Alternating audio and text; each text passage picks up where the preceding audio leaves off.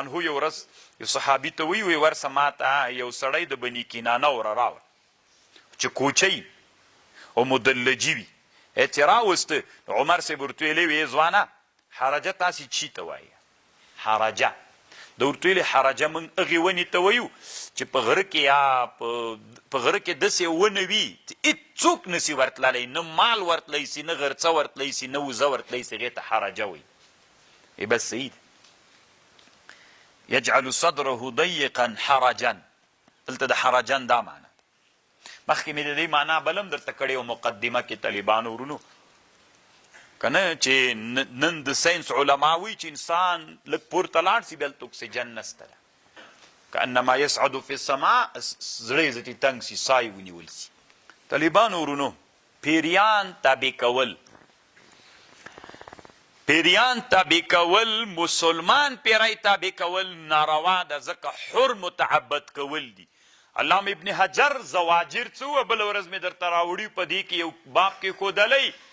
چې یو سړی حر نه غلام جوړوي دا ګناه کبیره ده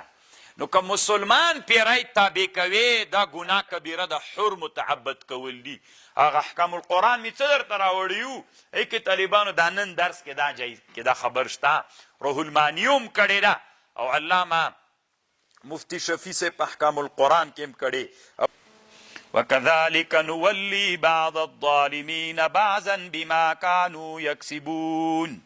وكذلك نولي بعض الظالمين امدارنگا الله وی من ګرځو بعض ظالمان په بعضو باندې مشران په سبب د اعمالو د دوی باندې نو دې آیات د سره معلومه سوله طالبانو ورونو چې انسانان څنګه خلق وي همغه سړی کما تکونون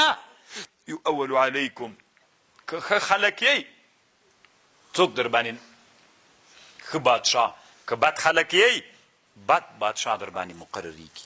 الله عز وجل دې مونږ ښه کي طالبانو ورونو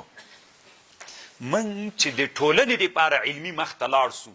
هغه کتابونه چې علماو جوړ کړي دي ټولنه په اصلاح کو ټولنه لکه بله ورځ مو چې ویلې علامه سید قطب چې ویلې چې ټولنې ته افرادو له خوا نه ګناه راځي هر فرد پرېنږدو ګناه ته چې دا مه راپرېږده ټولنه پاکه ټولنه سوه ټولنه تقواداره ټولنه سوه